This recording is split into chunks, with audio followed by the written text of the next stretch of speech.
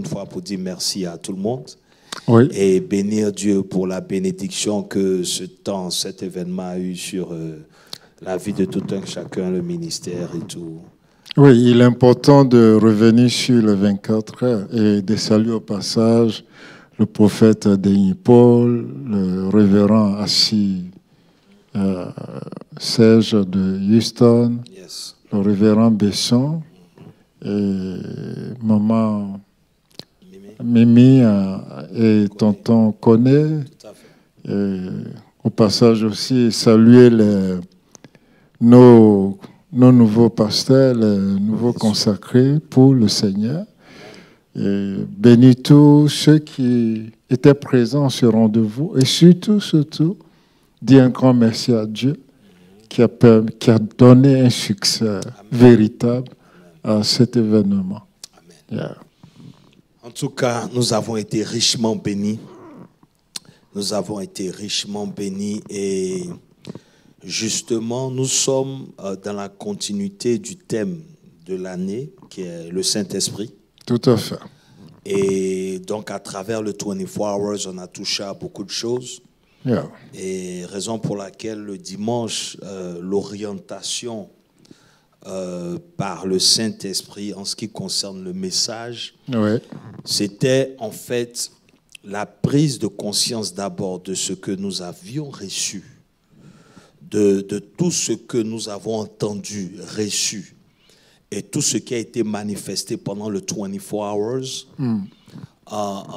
La question, c'était comment est-ce qu'on peut emmener tout cela à manifestation afin que les prochains 24 Hours, c'est-à-dire que dans un an, parce que j'ai considéré ça comme le début de l'année spirituelle, en fait, Oui, symboliquement. Oui, c'est très important. Là, nous sommes à la veille de la fête de Pâques et nous avons eu notre 24 Hours juste avant la fête de Pâques. Tout à fait. Et quand nous savons que pour beaucoup de chrétiens, la fête de Pâques est l'événement la plus grande au niveau, je dirais, liturgie ou manifestation au niveau de l'Église. Donc, si nous considérons qu'en tant qu'OMC, les 24 heures de prière, notre début de l'année spirituelle, j'ai envie de dire, ça, ce n'est pas mal dit. Au contraire, c'est quelque chose de très bien. Yeah. Amen. Alors, donc déjà, impression, Pasteur Moses, par rapport au message, avant qu'on entre dans les détails. Ouais, revenons au message de Pasteur Abdou Landry. J'ai envie de dire le docteur évangéliste Abdou Landry. Ce dimanche nous a amené à un niveau encore de spiritualité plus élevé parce que le thème parle de lui-même, lier l'homme fort. Et je crois que pour beaucoup de membres de l'Église qui ont suivi le message, c'était un temps de bénédiction pour nous. Amen. Et surtout, après un grand événement comme le 24 Hours, Tout à fait. ce message vient nous rappeler que ce n'est pas le moment de baisser les bras. Comment? Mais que nous devons nous rappeler toujours que nous sommes dans un combat. C'est ça. C'est un perpétuel combat. Voilà. Et nous devons garder ça à l'esprit et avec toutes les âmes que nous avons reçues pendant le 24 Hours, les utiliser pour pouvoir vaincre l'ennemi jusqu'à la dernière minute. Amen, amen. Et c'est ça la motivation. En fait, j'aime combat, mais je préfère guerre. Ah, la guerre. Oui. Donc, tu as bien fait de rectifier. C'est une guerre qui continue, mais les combats se succèdent. Exactement. Voilà. Donc, c'est une très belle correction, pasteur. En fait, nous n'avons pas le droit de nous reposer. Non, non, non. Ce que je veux dire, c'est que le repos, il est spirituel. Oui. Il est dans la confiance que nous avons en Christ. Dans Jésus. le Seigneur, oui. Mais en ce qui concerne la manifestation des promesses ou l'accomplissement de la mission ou des ambitions que nous nous donnons en tant que fils de Dieu, il est important de comprendre que nous ne sommes pas, nous ne pouvons pas baisser la garde. Non, non, non, c'est pas permis. Voilà. Ce n'est pas du tout permis. Justement. Je me rappelle les propos d'un général de l'armée qui dit que après une grande victoire, c'est là que l'armée devient vulnérable. Amen. Après une grande victoire, Justement. comme celle que nous avons connue pendant les 24 hours, nous reposer sur nos lauriers sera une grave erreur. C'est comme une équipe de football, les 5 minutes qui suivent le but marqué, Tout à fait. si vous résistez, que vous tenez, vous êtes sûr de gagner le match. Amen, amen, amen. Alors, donc, nous avons démarré, j'ai envie de dire, le message, sinon l'étude, nous allons lire, nous allons commencer par Matthieu 10. J'ai dit Luc 11, pardon, le verset 12. Luc 11, le verset 12. Parce qu'il s'est agi de l'homme fort dont Jésus parlait. Et il était important pour moi de rappeler que c'est un terme qu'on n'entend pas ou on ne voit pas avant les évangiles. C'est Jésus qui vient et nous mentionner cette expression et nous montrer en fait cette entité. Sinon, l'importance, c'était une parabole, c'est vrai, mais c'était significatif par rapport à la compréhension du degré de la guerre spirituelle, de ce à quoi nous faisons face quand il s'agit de la manifestation de plusieurs choses. Ouais. Alors, je vais lire. Le passage, c'est Luc 11, 20, 21 Voilà. ou 20 à 22. On peut prendre déjà Luc. Ou bien Matthieu. Non, allons à Luc 11. Ok, verset 20 à 22. Le verset 20, yeah. Luc 11, verset 20. On peut commencer au verset 20. D'accord. Je lis donc OK. la parole de Dieu. Puis, mais, ok. Mais. Yeah. Il dit, mais, si c'est par le doigt de Dieu que je chasse les démons, le royaume de Dieu est donc venu vers vous. OK. Et verset 21, il dit, lorsqu'un homme fort et bien armé, il garde sa maison, ce qu'il possède est en sûreté. Mais, si un plus fort que lui survient à le dompter ou à le vaincre, il lui enlève toutes les âmes dans lesquelles il se confia et il dépouille tous ses biens. Amen. Amen. Alors, déjà, pour nous mettre dans le contexte. Oui, Okay. du message. Du message ici, nous sommes dans Luc. Yeah. Mais vous allez remarquer que ça soit dans Marc, déjà au chapitre 3, Oui. que ça soit dans Matthieu, Matthieu au chapitre 12, Oui. dans tous ces évangiles ou bien dans tous ces livres, Oui. cette histoire est mentionnée. Oui, oui. Pour montrer l'importance de la chose déjà. Non, c'est très important. C'est-à-dire que tous les évangiles, bon, ce qu'on appelle synoptique, on ne va pas rentrer dans cette étude. Non, Donc, nous sommes à l'étude biblique, mon pasteur. d'accord. Il faut que nos téléspectateurs, ou j'ai envie de dire nos chrétiens, sachent que quand on parle des synoptiques, OK. on parle des 3 évangiles, Matthieu, Marc Et Luc. et Luc. Tout à fait. Et le mot synoptique veut dire qu'ils regardent dans la même direction, qui ont Exactement. la même pensée. Exactement. Donc, quand on voit ces 3 évangiles, cette histoire revient où Jésus parle de l'homme fort. Fort. OK? Yeah. Maintenant, Jésus, nous savons que c'est Dieu en chair. Tout à fait. D'accord? Yeah. Et quand vous entrez dans l'étude de ce passage, vous allez voir que quand il a commencé à faire les miracles, Oui. il a même changé l'eau en vin. En vin, tout ça. Vous allez voir que durant tous ces miracles, il n'y a pas eu de réaction de sa famille. Yeah. Yeah. Mais quand il s'est agi de chasser les esprits impurs, les démons, Yeah. automatiquement, il y a eu ébullition. C'est ça. Et curieusement, Yeah.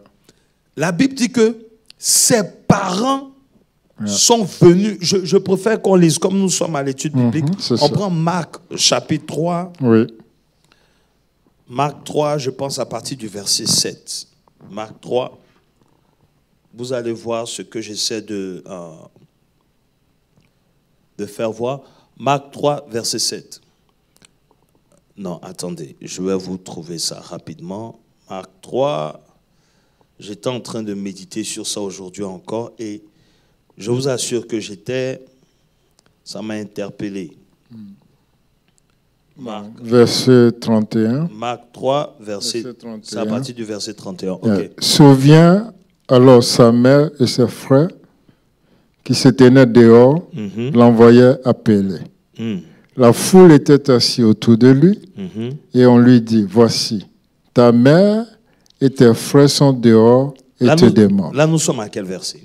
Verset 32. Ok, allons déjà au verset 30 même pour être... Pour bien comprendre. Oui.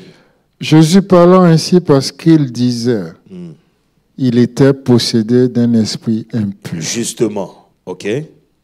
Verset suivant. Souviens sa mère et ses frères qui se tenaient dehors. Ça, c'est le verset 31. Ok.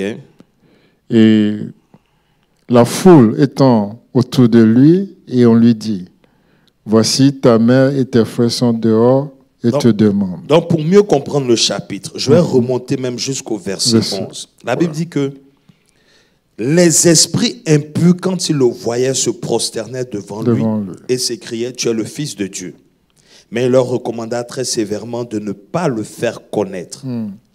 Il monta ensuite sur la montagne, il appela tous ceux qu'il voulut. Et c'est là que vous allez voir qu'au verset 15, et pour les envoyer prêcher le pouvoir de chasser les démons. D'accord? Ensuite, il nomme ses disciples et tout. Et maintenant, quand vous allez au verset 20, ils se rendirent à la maison et la foule s'assembla de nouveau en sorte qu'ils ne pouvaient pas même prendre leur repas. Verset 21. Les parents de Jésus, ayant appris ce qui se passait, vinrent pour se saisir de lui car ils disaient il est hors de sens. Donc, on disait que Jésus était hors de sens.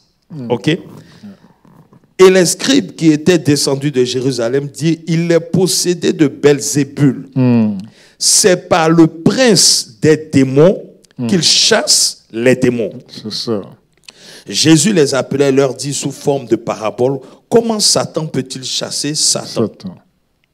Maintenant, ici, quand on descend jusqu'au verset 27, personne ne peut entrer dans la maison d'un homme fort et piller ses biens sans avoir auparavant lié cet homme fort, alors il pillera sa maison. C'est clair. Amen. Amen. Ensuite, on parle du péché du Saint-Esprit. Mais le verset 29 ici est intéressant. Il dit, non, bon, quiconque, bon, c'est pas, on va pas, parce que là c'est une autre étude, le blasphème contre le Saint-Esprit. Mais ce que j'essaie de faire comprendre, ou de ramener à la surface ici, c'est que nous sommes dans un combat spirituel. Ça c'est clair. Maintenant, pourquoi Jésus ne dit pas un esprit fort? Mais il dit homme fort. Fort. Vous voyez ce que je veux dire? C'est sûr. Et il parle des biens. C'est-à-dire qu'il y a ce qui est spirituel. Mais il y a toujours la manifestation physique de toute représentation spirituelle. Ça c'est clair. Et comme nous sommes sur la terre, donc quelle est cette entité-là qui peut t'empêcher de pouvoir manifester ce qui est palpable? C'est l'homme fort. C'est ça. Donc c'est lui le transitionnel entre l'esprit qui combat et puis le gardien de la manifestation de tout ce qui doit être manifeste. C'est très bien dit. Et c'est pas n'importe qui parle. C'est Jésus qui parle. C'est le Seigneur qui parle. Et c'est Jésus qui dit l'homme fort. Ça veut dire qu'il est fort. On est d'accord. Il dit l'homme fort.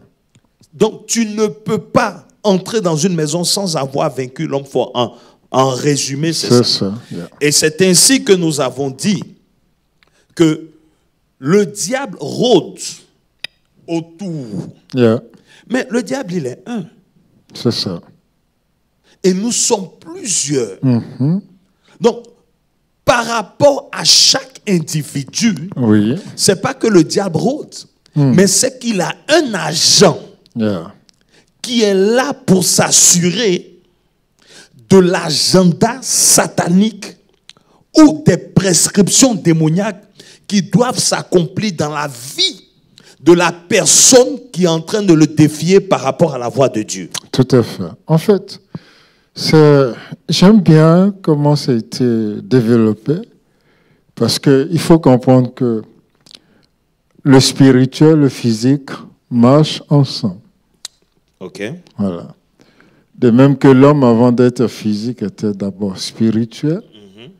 Donc, le spirituel ne peut pas se manifester sur terre sans l'apport d'un homme ou humain. Tout à fait. Et ici, juste un rappel, nous parlons ici d'une parabole. Or, quand nous savons que la parabole, ce sont des faits quotidiens qui sont relatés pour expliquer les vérités spirituelles. Tout à fait. Donc ici, le Seigneur utilise l'image de l'homme fort pour nous montrer. Parce que s'il parlait d'un esprit, il ne pouvait pas comprendre tout de suite. Mais il utilise ce qui est dans leur environnement immédiat, ce qui est accessible à eux, pour leur expliquer que de même que l'homme peut agir, sachez que l'esprit malin dans un homme agit autant. Tout à fait. Et c'est ce qui explique que Romains 5, 12, je crois, qui dit que c'est par un homme que le péché est entré dans le monde. Yeah. C'est pas par le diable. C'est ça. C'est pourquoi, comme par un seul homme, le péché est entré dans le monde. Donc, ce n'est pas le diable qui a fait entrer le péché dans le monde. Yeah. C'est un homme. Yeah. Pourquoi un homme? Parce que c'est à l'homme qu'a été donnée la juridiction terre. C'est ça. Donc, aucun esprit ne peut être efficace sans un corps physique. Exactement. On est d'accord? Yeah.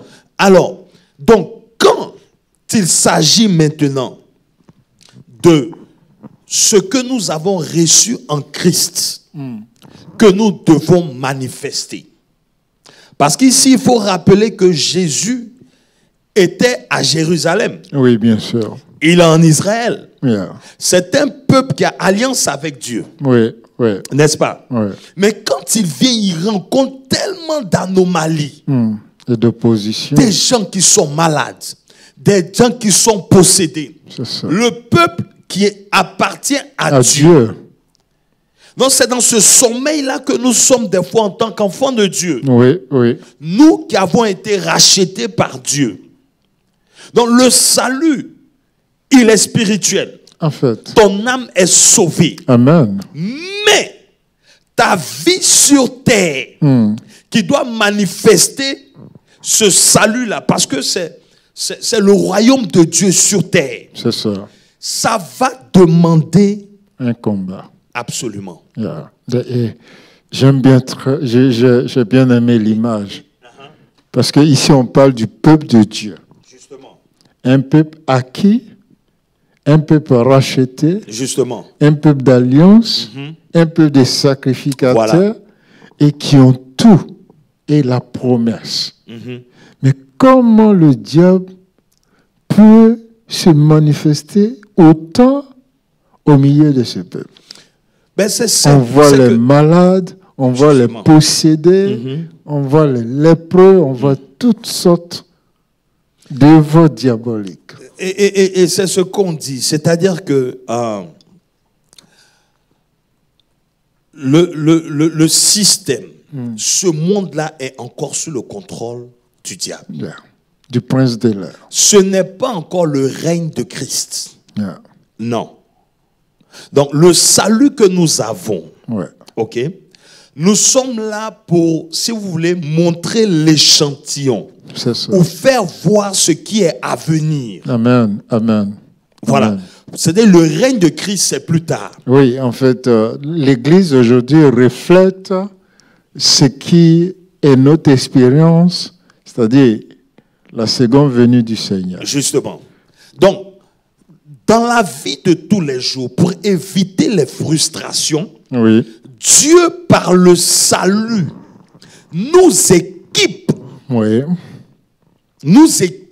pour avoir la victoire devant toute situation. amen, amen. C'est pour ça que Christ, ce qu'il a accompli à la croix, quand tu lis dans Colossiens, on te dit quoi? Ouais. Que les dominations, Ouais. les autorités ont été dépouillées. Yeah. Ils ont été dépouillés par l'acte qui a été commis à la À croix. la croix de Golgotha. Bon, donc c'est un acte qui est commis.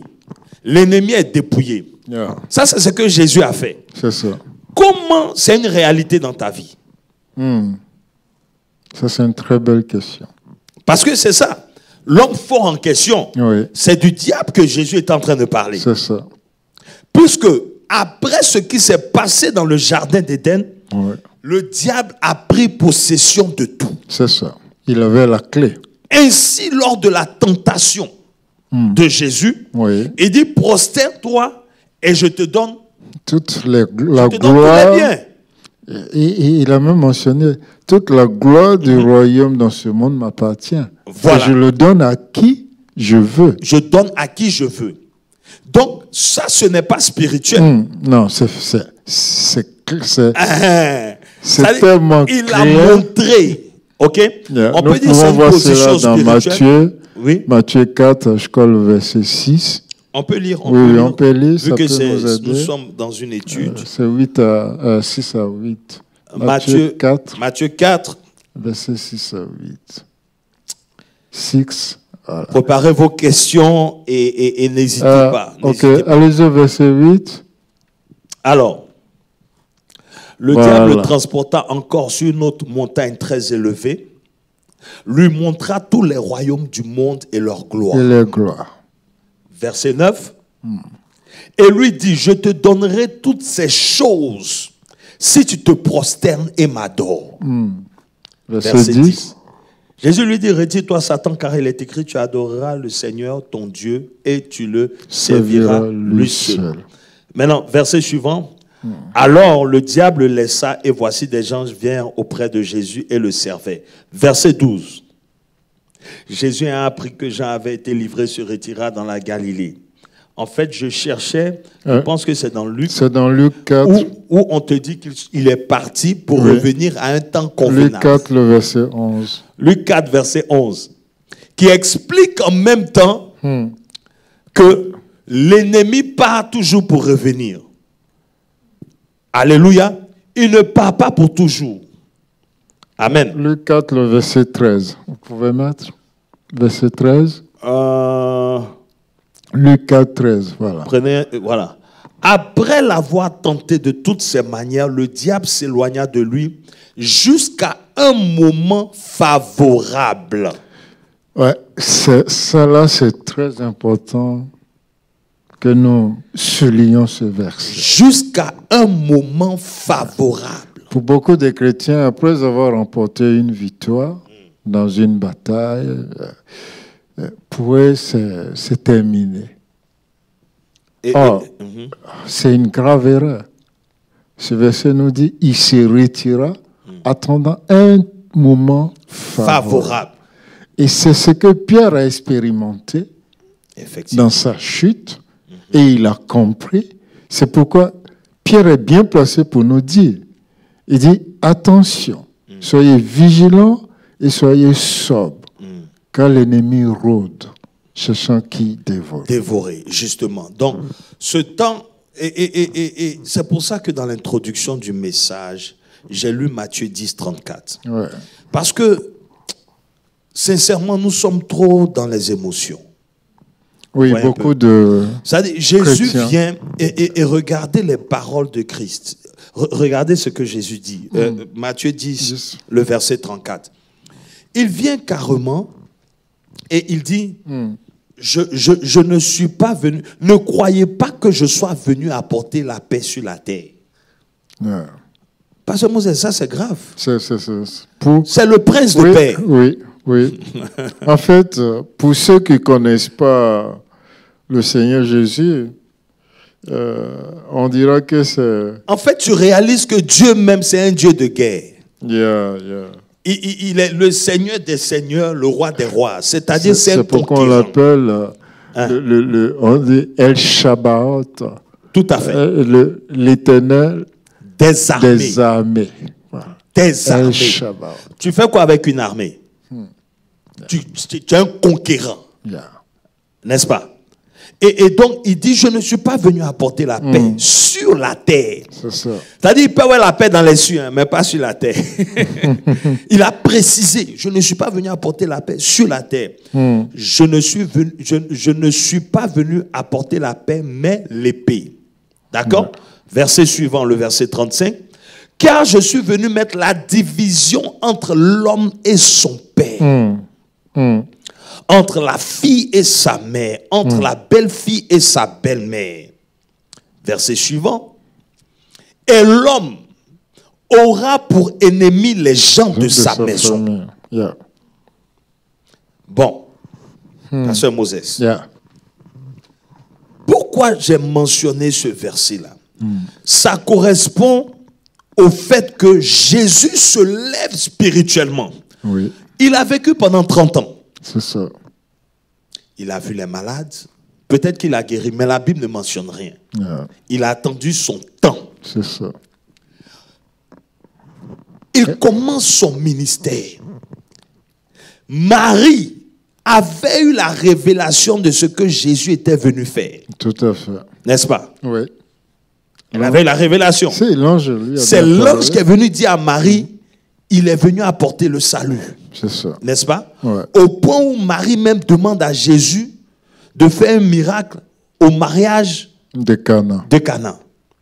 Bon, maintenant, pourquoi quand il commence à manifester ce pourquoi Dieu l'a emmené, et sa maison se lève contre lui? Yeah. En fait, Marie, je dirais, d'abord, il faut préciser dans ce contexte que les frères et sœurs de Jésus ne croyaient pas en sa divinité ni à sa mission. Mais en fait, c'est ça que d'abord. Et c'est dommage que Marie elle-même qui avait reçu la parole, qui a reçu la conception par le Saint-Esprit, arrivé à un moment donné, elle a oublié tout ça. Elle a même oublié les paroles de Simon. Parce que la Bible nous dit, quand ils ont apporté Jésus au temple pour le consacrer au Seigneur, Simon a dit les mêmes choses que Jésus a dit. Amen. Maintenant, Pasteur Moses, aujourd'hui, la réalité, nous, quand dans ta famille, tu commences à sérieusement manifester ce pourquoi Dieu t'a mandaté, tu ne peux pas être en paix. Ça, c'est clair. Vous savez, mon pasteur... Et là, je parle d'une famille où nous savons que tout le monde n'est pas converti. Oui. Et surtout les familles africaines. Donc, automatiquement, il y a une opposition qui se lève. Ça, c'est une réalité que nous vivons. Surtout une première génération de chrétiens. Dès l'instant où tu décides de consacrer ta vie. Je ne dis pas que tu vas à l'église. Non. Yeah. Je dis quand tu commences à manifester le salut dans la famille, quand tu commences à bouger, ton niveau de prière monte. Tu es en train de défier les entités de la famille. Tu déranges. Tu viens déranger l'ordre diabolique qui a été établi de génération en génération. Des fois, on pense que nos familles ont commencé quand nous sommes nés. Oui, c'est ce que beaucoup pensent. Qu'est-ce que les parents, ou je dirais les parents immédiats de Gédéon ont dit?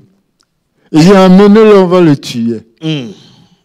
Parce qu'il a osé briser l'autel satanique qui dominait sur cette famille. C'est tellement sérieux. Parce que ta famille peut être établie sur quelque chose sur 100 ans, 200 ans, des fois 300 ans. Ouais. OK? Maintenant, la confusion qu'il ne faut pas faire ici, c'est quoi?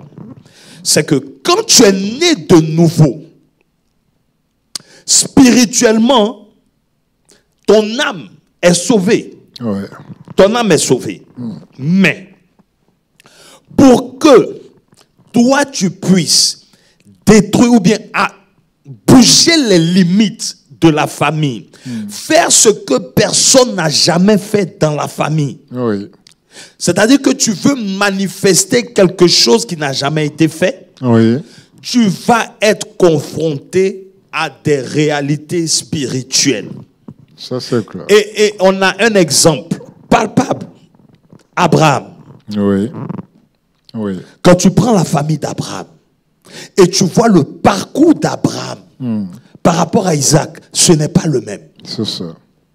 Tu prends Joseph.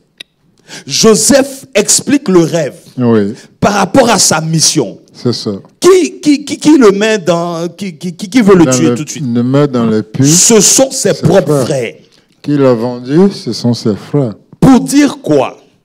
Que ce qui peut te faire voir si vraiment tu es en train de servir Dieu, c'est comment ta famille réagit. C'est la persécution de tes frères et sœurs qui ne sont pas encore en alliance avec Christ. En fait, mon pasteur, yes. J'aime bien quand on parle de ce sujet parce que le Seigneur ne nous a rien caché. Voyez? Après la tentation du Seigneur, quand nous arrivons à Matthieu 5, on parle du sermon sur la montagne, des Oliviers. Et là, ce que nous appelons habituellement les béatitudes. Mais les béatitudes se terminent comment? Si on peut nous afficher Matthieu 5, 10, depuis le début, il a dit beaucoup de choses. Ceux qui ont faim, heureux ceux qui ont faim parce qu'ils verront Dieu, heureux ceux qui ont faim parce qu'ils seront rassasiés de Dieu, heureux les débonnés, etc. Mais arrivé au verset 10, il dit, heureux ceux qui sont persécutés pour la justice, car le royaume des cieux est à eux. Verset 11, heureux seriez-vous lorsqu'on vous outragera, qu'on vous persécutera, et qu'on dira forcément de vous toutes sortes de mal à cause de Jésus. Verset 12. Réjouissez-vous et soyez dans l'allégresse, parce que votre récompense sera grande dans les cieux, car c'est ainsi qu'ils ont persécuté les prophètes qui ont été avant vous. En fait, pourquoi je cite ce passage, c'est pour rappeler à nos frères et sœurs dans le Seigneur, pour dire que la persécution fait partie de notre héritage spirituel. Amen. Tu ne peux pas dire que tu as accepté Christ et refuser la persécution. Ok. Tu ne peux pas dire que tu es chrétien. Bon, c'est vrai, nous voulons mener une vie bien, et ça, le Seigneur a garanti ça. Amen. Mais sur cette terre, dès l'instant où tu te mets dans le camp de Jésus, dis-toi que tu seras persécuté. Un pasteur a dit ceci au pays, juste ce petit témoignage. Il dit, considère que tu as deux équipes, c'est ASEC Africa ou Barcelone Real de Madrid. Alors, quand tu te mets dans le camp de l'un de ces équipes-là, tu deviens automatiquement l'ennemi de l'autre camp. Donc les flèches qui sont lancées de l'autre côté viennent contre toi, tout comme les flèches qui sont lancées de ton côté vont contre eux. C'est ça le combat spirituel. Tu vois, Pasteur Moses, et d'après ce que nous sommes en train de développer, on se rend compte que, pour qu'un esprit t'atteigne, il doit passer par un homme. C'est clair. C'est-à-dire, toi qui es chrétien, tu peux résister, tu peux ne pas être possédé. Ouais. Mais justement, parce que l'esprit doit te combattre, il faut que l'esprit passe par un homme. C'est ça. Parce que dans la Bible, on va voir que pour bénir, Dieu passe toujours par quelqu'un. Pas un homme. On va arriver à la connexion d'Abraham et Melchisédek. Ouais. Mais regardez un peu, donc comment c'est dangereux de ne pas savoir avec qui nous marchons. Oui, oui, oui. Parce que c'est pour ça que je dis que nous sommes émotionnels. Parce qu'à un certain niveau, il faut que Dieu nous ouvre les yeux pour savoir en fait, mais qui est notre entourage? C'est ça. Avec qui nous parlons de nos projets? Yeah, yeah. Nous nous confions à qui en fait? C'est ça. Avec qui nous parlons? Et nous sommes tellement dans les émotions que Dieu peut te révéler Oui. que ton meilleur ami, c'est ton sorcier. Tu réagis comment? Ouais, ouais, ouais. Bon, disons même ton père. Tu as la révélation que ton père, c'est pas pour engager un combat charnel. Oui. Ce n'est pas pour être impoli. Parce qu'il y a des personnes aussi, c'est ça. C'est-à-dire, une fois que tu as cette révélation-là, tu te dis que tu dois parler mal à tes parents. C'est fini, ta famille, tu dois être en guerre avec tout le monde, tu commences à insulter. Dieu n'a pas dit d'insulter. Ce n'est pas ce qui va régler le problème de la sorcellerie. Ouais, un peu. Oui, on a connu ça au pays où beaucoup de jeunes gens, après la délivrance, ils rentrent à la maison et puis ils disent que papa est sorcier ou bien maman est sorcier. Ce que je veux dire ici, c'est une réalité. Si tu sais que dans ta famille, et j'insiste pour famille parce que c'est là que commence l'expansion de ton ministère ou de qui tu dois devenir demain. C'est à Jérusalem. Quand le problème famille n'est pas réglé, c'est pour ça que quand l'évangile devait entrer chez Corneille dans Acte 10, il a rassemblé toute sa famille. Sa famille. Toute sa famille et tous ses amis. Pour qu'ils soient au même niveau. Voilà. Nous tous soyons sauvés pour que nous nous encourageons et que nous prions les uns pour les autres. Parce que s'il y a des suspects parmi nous, nos ambitions sont en danger. Ça, c'est vrai. Et nous n'avons pas cette conscience-là aujourd'hui en fait. Donc tout le monde est notre ami. Tout le monde est notre... voilà. Nous partageons notre vie avec tout le monde. Nous disons tout à tout le monde. Alors qu'il y a des personnes qui sont comme des émetteurs.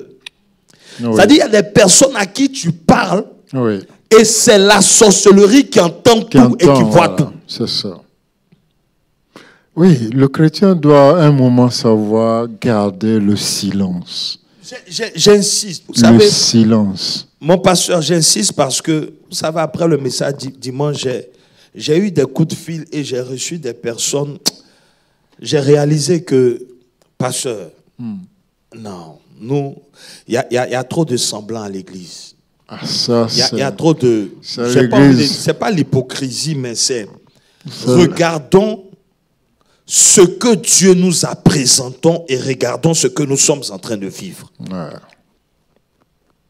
Oui, c'est important de temps en temps. Même la Bible nous le dit. Hein, il dit, regardez vous-même si réellement vous êtes dans la foi. Je crois que c'est dans 2 Corinthiens. Est-ce que c'est Dieu qui est menteur ou bien c'est nous qui n'avons pas encore appliqué ce que Dieu nous dit? Comme j'ai donné l'exemple de l'ennemi qui est dépouillé à la croix. Oui. Bon. J'ai paraphrasé pour dire que Jésus, c'est son homme fort qu'il a dépouillé à la croix. C'est ça. Pour tout le monde. Maintenant, toi, comment tu appliques ça à ta vie? C'est parce que tu crois et que ce verset-là, tu l'appliques sur toi par rapport à tes réalités. C'est ça. Vous voyez ce que je veux dire? Ça veut dire que tu crois d'abord à ce qui a été fait. À la croix. Qui a permis à Dieu, homme, de pouvoir dépouiller l'ennemi. C'est ça. Puisque c'est lui qui c'est le parfait exemple.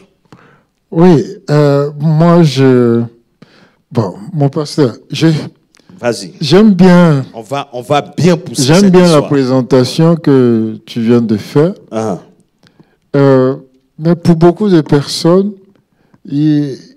on dit couramment que Christ a vaincu son homme fort au jardin de Gethsémane. Vas-y.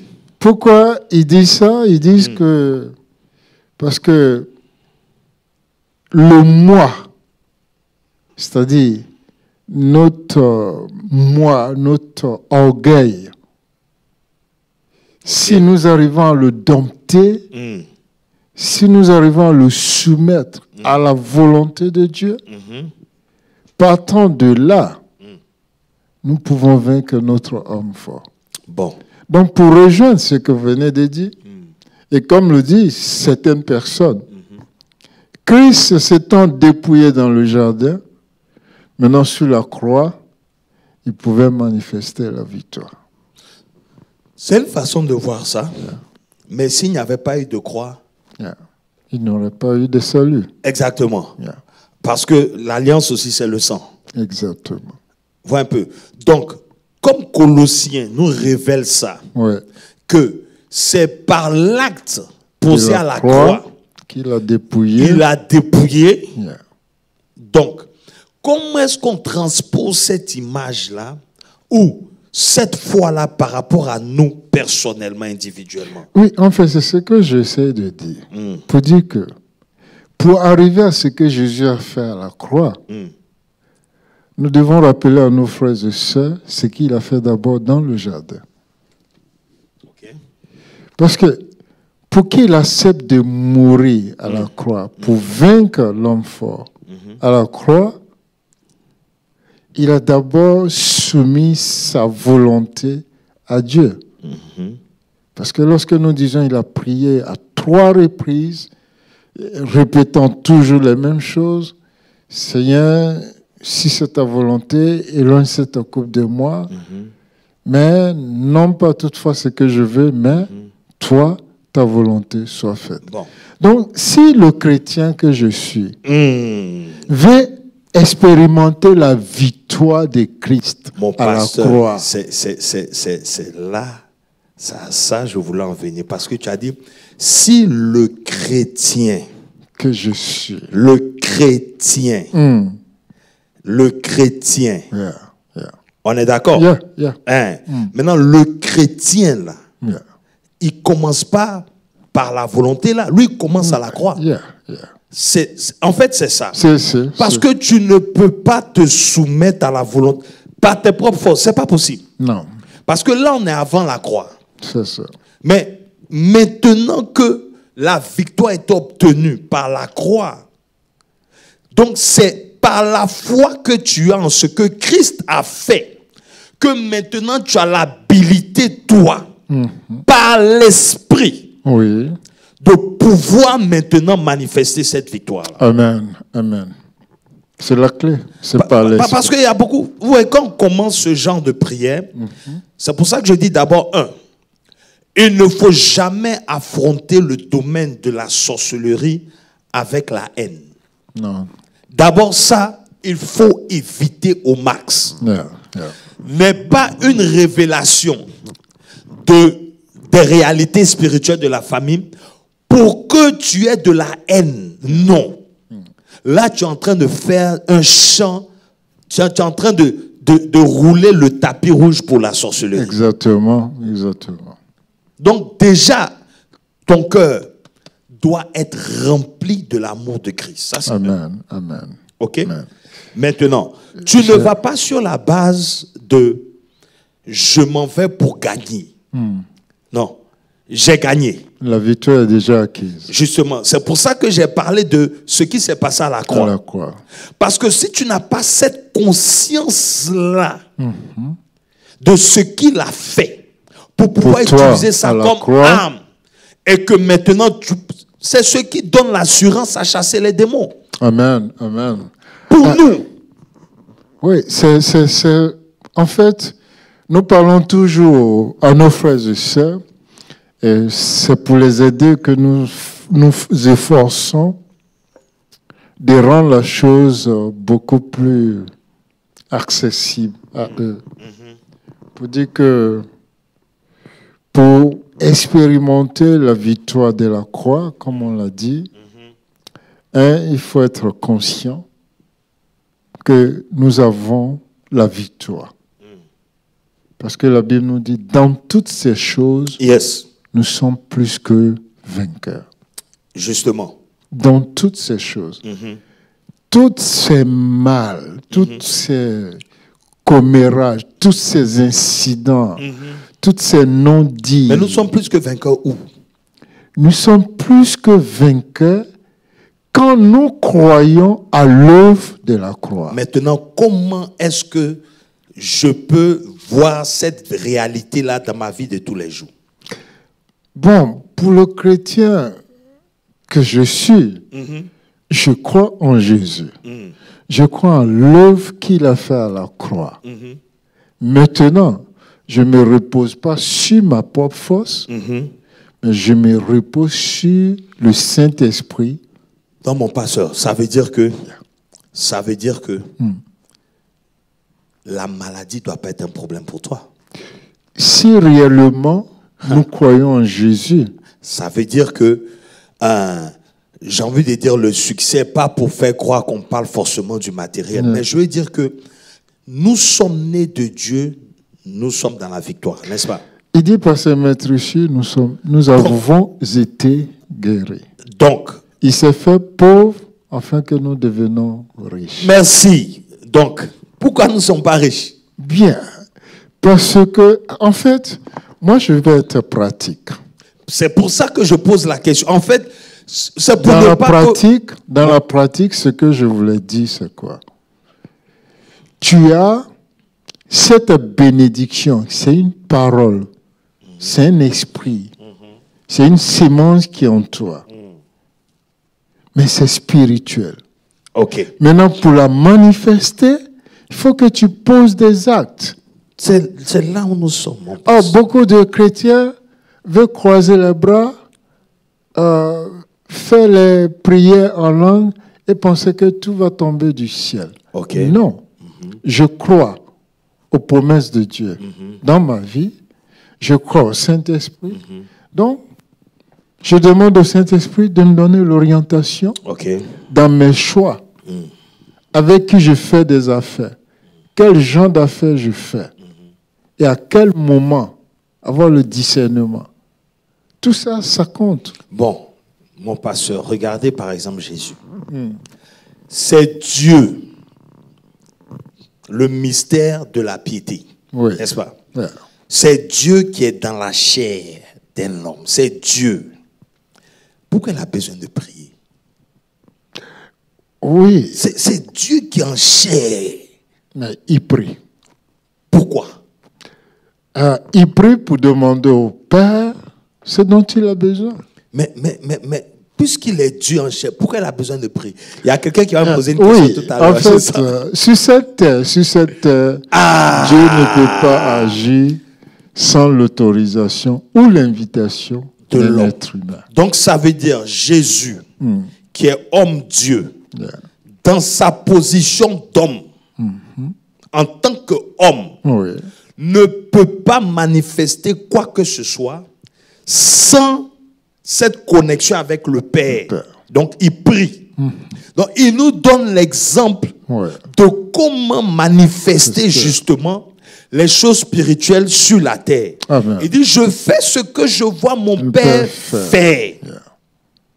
Donc, nous maintenant, qui avons eu Christ, c'est ce que je disais. Je dis, on peut décréter une loi qui donne 100 000 à tous les foyers. Et puis tu es ignorant de la loi. Ouais. Mais tu n'auras pas tes Et tu vas dans les rues en train de demander où est-ce que je peux avoir un peu d'argent. Parce que tu es ignorant de cette loi. Ça, c'est vrai. Et même quand tu es informé de la loi, il y a une procédure à prendre.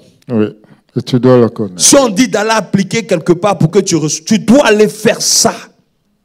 Connaître le lien, savoir le code. Tu dois aller à un certain bureau, tu dois remplir telle chose, tu dois mettre tes informations ici pour pouvoir mettre cette procédure, c'est-à-dire cette loi qui a été arrêtée là, pour pouvoir l'emmener en manifestation palpable. Amen.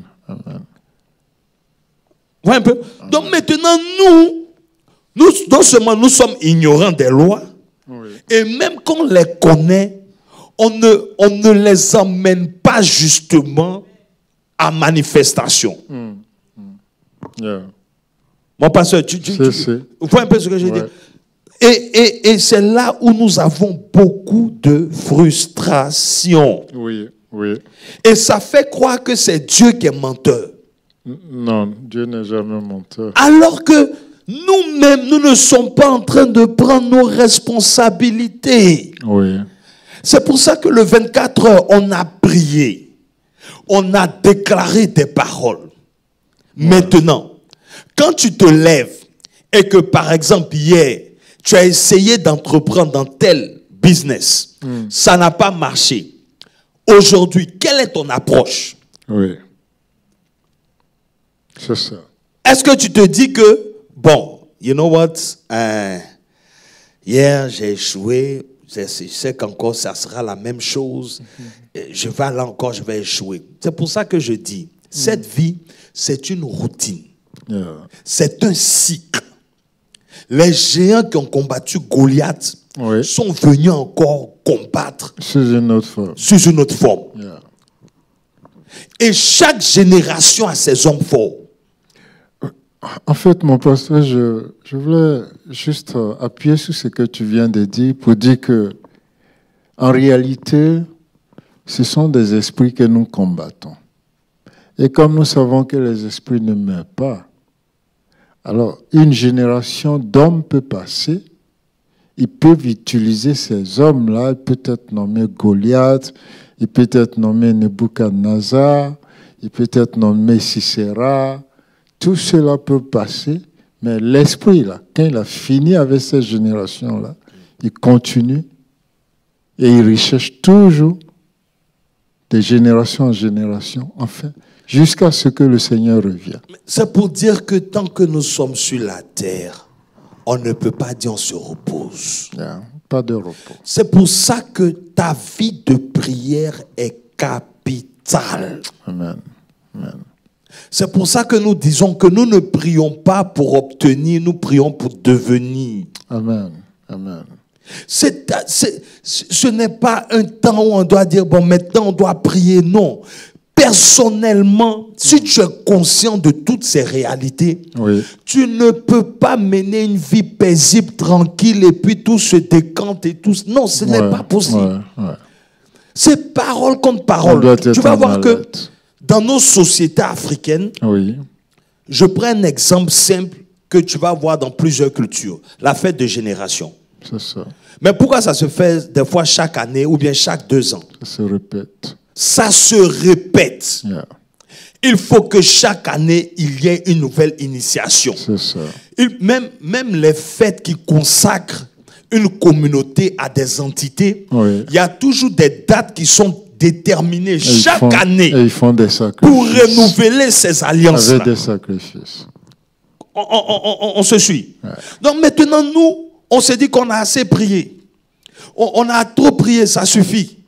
Bon, mais tu n'as pas encore vu la manifestation même de qui tu es. Et tu veux arrêter de prier. Et tu te dis que tu as assez prié. Bon, si tu n'as rien vu, que tu prétends avoir assez prié, en quoi est-ce que tu penses que tu as vraiment prié?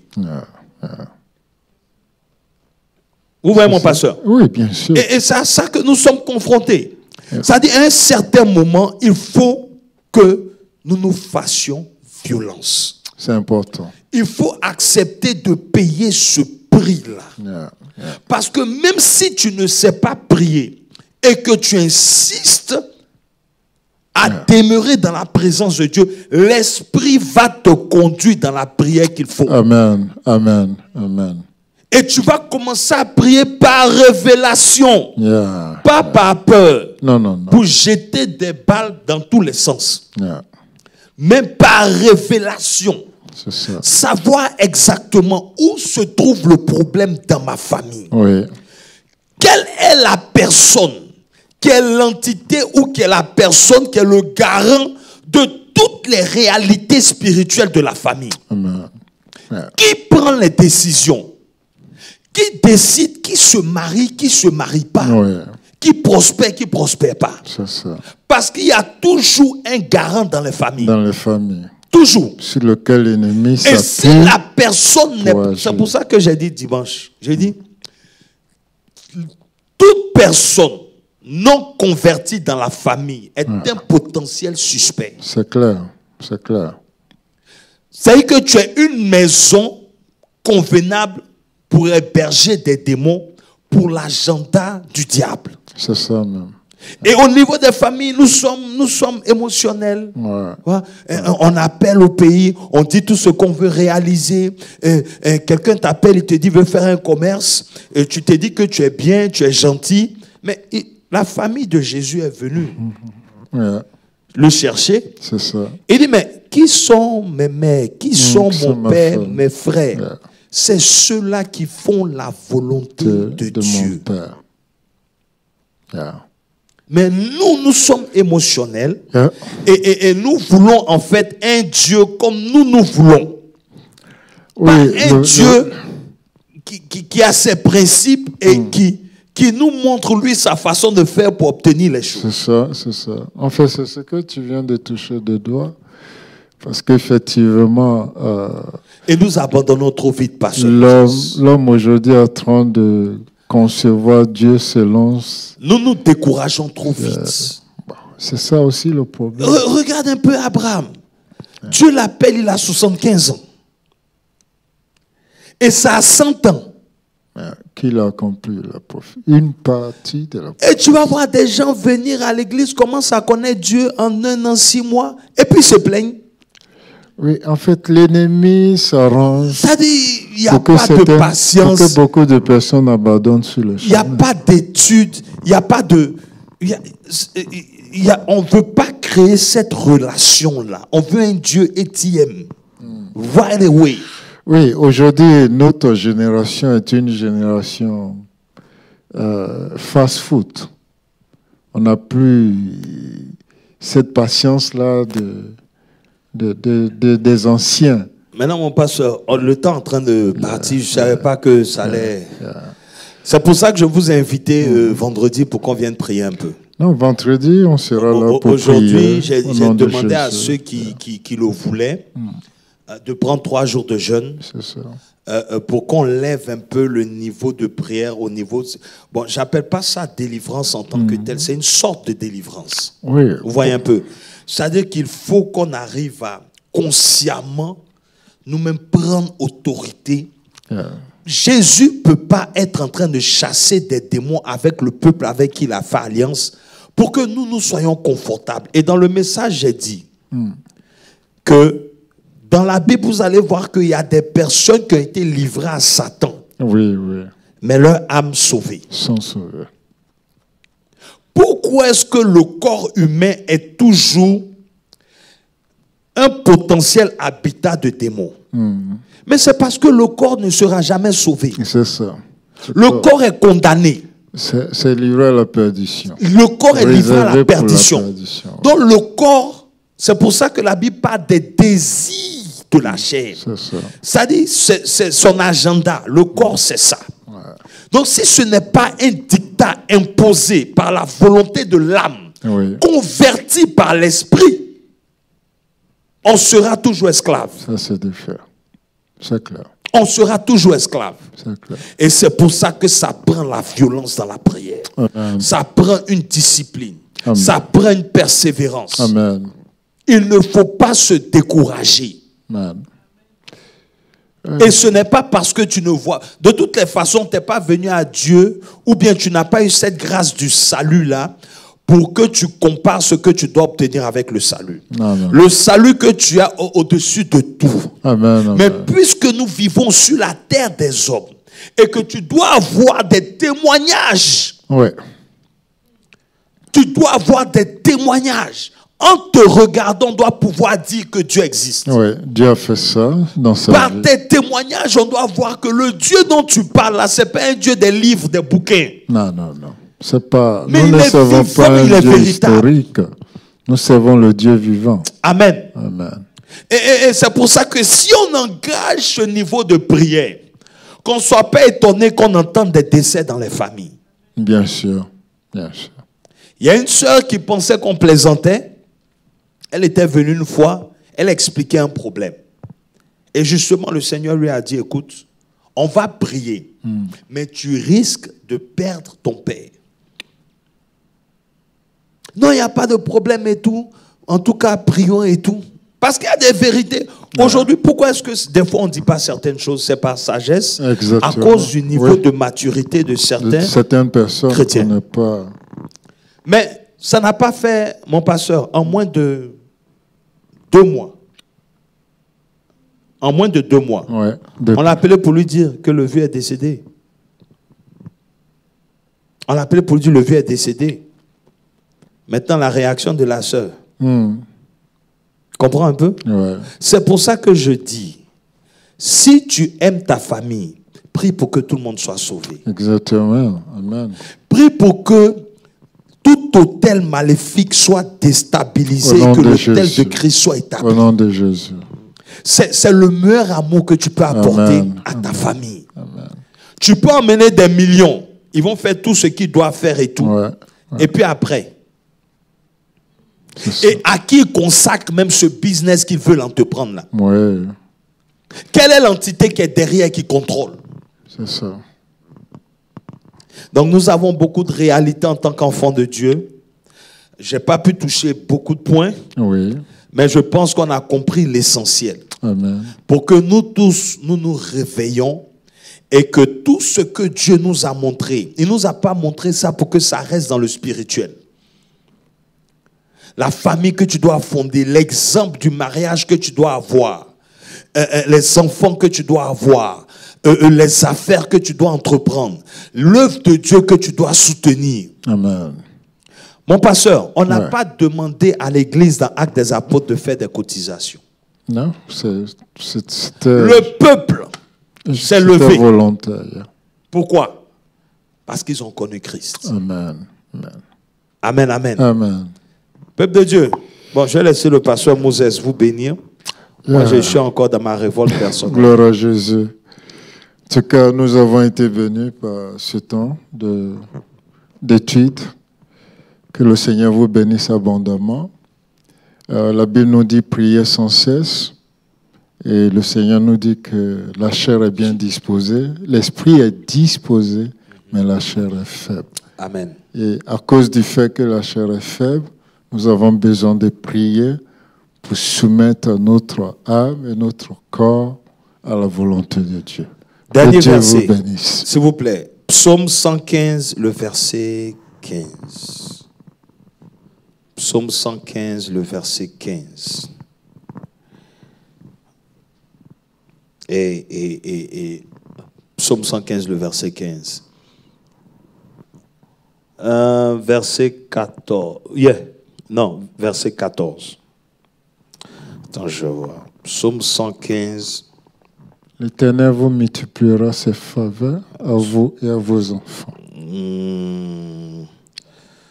Psaume 115, rapidement, ça c'est un verset très simple. Psaume 115, je crois que c'est le verset, attendez, je vois, rapidement, avant qu'on conclue. Psaume 115, voilà, le verset...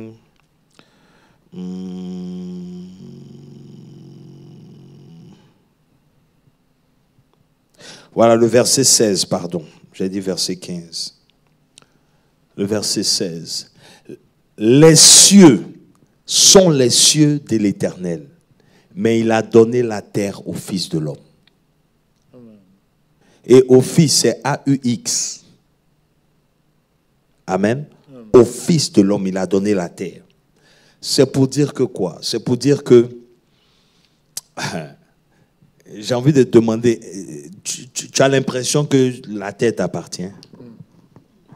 Est-ce que quand tu regardes un peu, quand tu marches, ce que tu obtiens, ce que tu fais, au niveau même de l'évangélisation, au niveau même de la manifestation de ton ministère, au niveau même des affaires que tu vas entreprendre, est-ce que tu es en train de te rendre... Est-ce que c'est cette réalité-là qui est manifeste en fait? Est-ce que tu sens, toi, que Cette terre-là t'appartient. C'est la réflexion pour nous emmener. C'est pour ça que la Bible dit quoi? Dans je crois, Abdias. Dans Abdias, il dit, sur le mont Sion, nous possédons nos possessions. Alléluia. Alléluia. Amen. Amen. Que Dieu vous bénisse. Amen. Si vous pouvez, joignez-nous vendredi pour qu'on prie pour ces sujets. Et je prie que, en tout cas, les 24 heures qui nous emmenaient à certaines dimensions au niveau de la prière ne descendent pas. Que nous demeurons dans cette mentalité de la montagne, dans cette mentalité d'élévation, de spiritualité, et que nous puissions emmener en manifestation tout ce que le Seigneur a comme promesse pour nous qui sont accomplis par la croix de Golgotha. Que Dieu vous bénisse. Bon mercredi, bonne fin de semaine au nom de Jésus. Amen, amen, amen, amen. God bless.